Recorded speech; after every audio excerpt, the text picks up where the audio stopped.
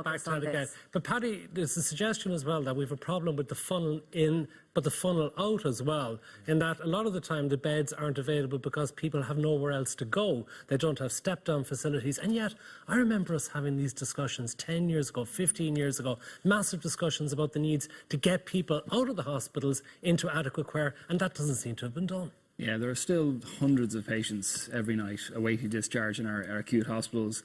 If we were able to find them more appropriate accommodation, that would almost solve our trolley crisis overnight. But we'd still be running it at overcapacity. We'd still be running at 95, 98%, sometimes 100% in our hospitals. I qualified as a doctor 10 years ago.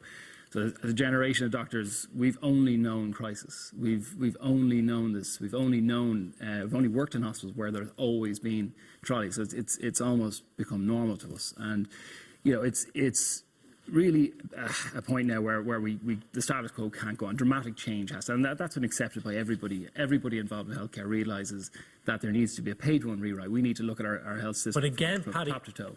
We've been hearing that every year for the last 15 years. We heard it in boom times and we've heard it in bust times. Yeah, OK. Well, what's different now is, I suppose, we at least have cross-party agreement on what the right direction to go is. We have cross-party agreement on the fact that primary care needs to be the linchpin in that change. And hopefully we'll have the resources in the near future, in the medium future, to actually implement that plan. And it has to be a long-term plan. It's going to take a generation to change this. Why has Fine Gael done nothing about this? I mean, it's not like the country's bust anymore. The economic condition of the country is recovered. This is something that presumably Fine Gael voters want done. So why hasn't it been done? One of the deadlines I think Louise is referring to is an appointment of a lead to the Sláinte Care project. Probably one of the most important appointments in the history of the state, I would argue. I think it's only reasonable that they wait until they can get the best person for the job. It's a huge job. It's going to have ramifications for generations to come. So I think it's reasonable to take our time on that and try and get the best person. How long? Within a reasonable amount of time. Sorry, there's 114,000 people employed at the HSE to look after. Well, do you want it done right, or do you want it done right now? Are you telling me there's nobody in the 114,000 people in the HSE who's able to take on this job? It's not my decision. I can't tell you that. But all I can tell you is that... That's the implication, isn't it? If that's the conclusion you want to draw, but the fact is, it is really important to make this appointment properly, because this is the most important job, I would argue, in the state for the next 10 years. Paddy, I want to broaden this out, because if you read this Sláinte Care report, it says primary care, primary care, primary care. I put it to you that the government have done nothing, only give lip service to primary care. If your patient is a medical card holder and he has the flu, or she, and they need basic paracetamol, even a cough mixture, they have to go to the doctor to get a prescription. They can't go directly to the chemist to get it. How crazy is that? How crazy is it that basic blood tests and x-rays you've got to go to hospital for? In other countries, you can go to a local GP clinic and get those services. Surely, you know, we could take a lot of the pressure off of hospitals, and also out of hours. At the weekends, we have a lot of cases where A&E are a dumping ground by doctors who are not on call. At the risk of being pedantic, there's no such thing as a routine blood test or x-ray. People can go to the pharmacy and buy paracetamol, but if they want to get it with their GMS card, they have to pay for it. But if they wanted to a GMS card, but they have to get a prescription for paracetamol to get it, a medical card order. How crazy is that? Okay, but that's a rule put down by the PCR. But why can't they go straight to the chemist and get it for free? That's something you'd have to put to the Department of Health. But because I suppose that there is a gatekeeper element to what general practitioners do, I think that's really focusing on a very small. No, but you're getting lots of people going to the doctor that don't need to go to the doctor. Okay, can we focus on what I think is a more substantive point of view? You're saying that A&Es are dumping ground for doctors who aren't on call. Out of hours. Out of hours. Okay, my GMS contract, I'm on, basically I have to provide a service to my patients 365 days a year, 24 hours a day. And for the times that I'm not on, we have to provide a co-op service. Okay, so that means that we all basically rotate around co-op service. And that's basically on until, let's say, 10 at night during the weekdays and 6 p.m. at weekends and on bank holidays.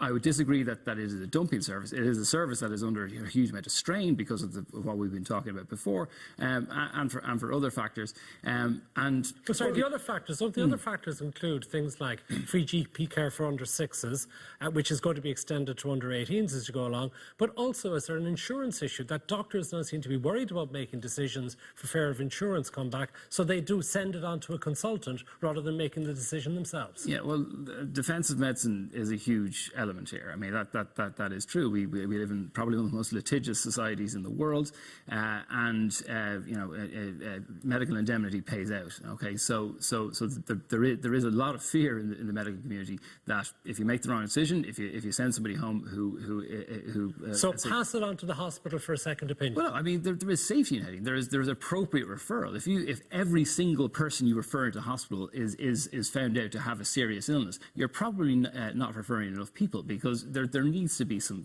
leeway there.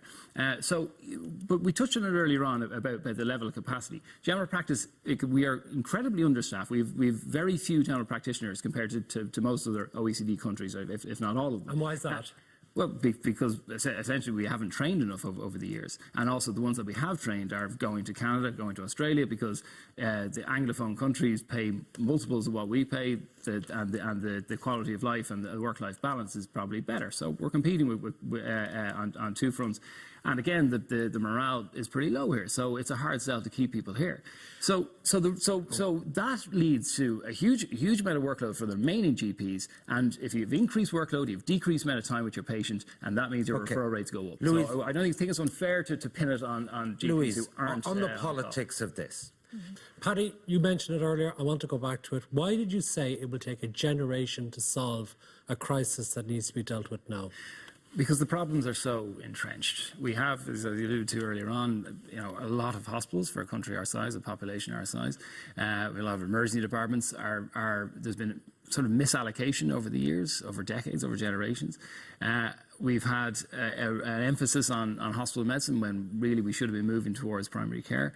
So a lot needs to be undone. And while that's been undone, we need to also build up the services in primary care. We need to have teams in primary care that can prevent the patients with chronic illness from developing the acuity that requires a hospital admission in the first place. So they don't even get to the front door. So it's stopped downstream from there. But Paddy, is this the typical now what we're having with Fine Gael and government? Great on the analysis, explaining all the problems to us, but not doing anything about solving the problems. So don't thank me for that. Okay, well, but there is an agreed emphasis on primary care now. We have agreement across party that primary care at last is finally been recognised. At the moment, primary care in this country, we get about 6.5% of the healthcare budget. Okay, that's, I think the UK maybe 9.5, even 10% they get, and they're on their knees as well. So we are running on fumes and still providing very good service despite what you said before. But we need far much more to do what we can do properly. We're trained to be gardeners, to really help people have a proper